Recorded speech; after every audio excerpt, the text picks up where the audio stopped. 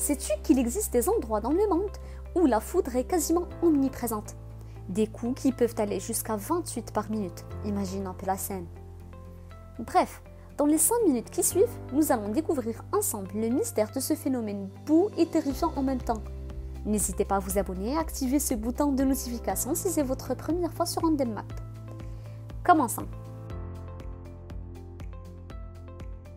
On commence par un gros nuage. C'est le nuage d'orage, le plus gros de tous. Il mesure des kilomètres de large et arrive jusqu'à 18 km de hauteur. À l'intérieur de ce nuage, les gouttes d'eau sont propulsées vers le haut par les courants internes pour devenir des cristaux. Certains cristaux vont prendre du volume pour devenir des grêles. Ceux-ci, plus lourds, se redirigent vers le bas. Durant ce parcours, les grêles et cristaux se percutent. Là, les grêles arrachent des charges négatives aux cristaux. Ces derniers deviennent alors positifs. Les cristaux, légers, se dirigent vers le haut, entraînés par les courants ascendants, donnant au sommet une charge positive. Et les grêles, par leur poids, descendent et donnent à la base une charge négative. Le nuage d'orage devient alors une pile géante. Les deux pôles sont séparés par de l'air, qui est un isolant. Les charges continuent alors à s'accumuler chacun de son côté. Mais il y a une limite. Quand la tension atteint une certaine valeur, les charges traversent brutalement l'air en créant un arc électrique à l'intérieur du nuage. C'est l'éclair. Celui-ci est appelé un éclair intranuageux. La majorité des éclairs se produisent ainsi. Ce que l'on perçoit dans ce cas, c'est plutôt des flashs dans le nuage. De la même façon, un éclair peut se former entre deux nuages. C'est l'éclair internuageux. La charge négative à la base du nuage va alors repousser la charge négative du sol, laissant le sol en dessous du nuage positif. Cette charge se déplace en même temps que le nuage. Mais la tension entre le sol et le nuage n'atteint jamais sa limite pour que l'éclair se forme. C'est alors qu'ils vont créer d'abord un canal pour se rejoindre.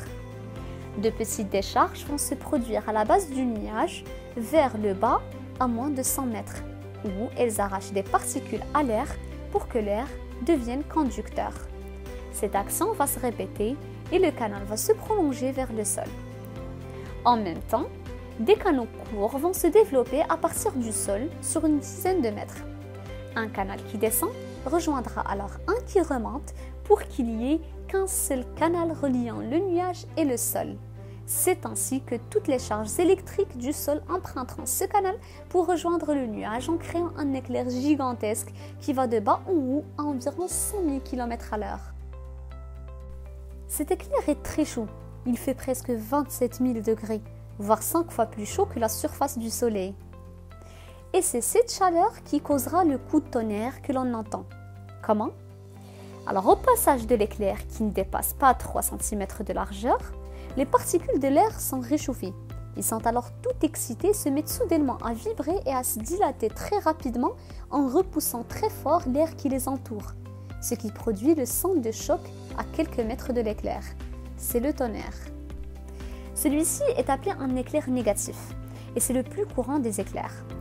Mais il existe un éclair inverse qui est 5 fois plus fort, alors beaucoup plus dangereux. C'est l'éclair positif. Il atteint jusqu'à 1 milliard de volts, contre 300 000 volts pour le négatif. On rappelle qu'une ampoule fait seulement 120 volts. Imaginez un peu l'ordre de grandeur. Plus encore, l'éclair positif est l'inverse de ce que l'on vient de voir, car c'est la charge positive du sommet du nuage qui vient rejoindre la charge négative du sol, qui évidemment ne se situe pas en dessous du nuage. Du coup, il arrive un peu de nulle part. Il frappe jusqu'à 30 km plus loin de l'orage, et donc dans des endroits que la plupart ne considéraient pas risqués. Alors, pour savoir si l'on est en zone de danger, il faut compter le nombre de secondes entre l'éclair et le tonnerre qui suit, divisé par 3, et ça vous donne le nombre de kilomètres qui vous séparent de l'orage. Cela dit, si le son et l'éclair se font en même temps, c'est que l'orage est juste à côté et il faut tout de suite se réfugier. N'oubliez surtout pas que l'éclair positif peut frapper à même 30 km de vous. Et si vos cheveux hérissent, vous êtes très probablement une des cibles immédiates de l'orage. Mettez-vous à terre pour laisser place aux objets lents. Et en général, évitez de prendre de la hauteur ou de vous réfugier près des objets lents tels les arbres. Évitez aussi d'être à proximité d'un paratonnerre ou de vous tenir près des objets métalliques.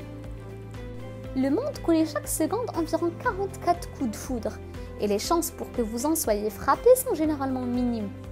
Mais si vous avez une brontophobie, genre une phobie des tonnerres, alors nous vous suggérons de rester loin des 10 endroits où vous êtes le plus à risque d'être frappé par un coup de foudre. En tête de liste des endroits électriques, le lac Maracaibo au Venezuela. Chaque kilomètre carré connaît 4,8 coups de foudre par semaine. C'est l'endroit au monde qui reçoit le plus de coups de foudre. De géants orages durent 10 heures chaque nuit à raison de 28 coups par minute, et ce durant 6 mois de l'année. En deuxième place, Cabaré à la République démocratique du Congo, avec 4,2 coups par kilomètre carré par semaine. Suivi par Campene à la République démocratique du Congo, avec 3,7 coups.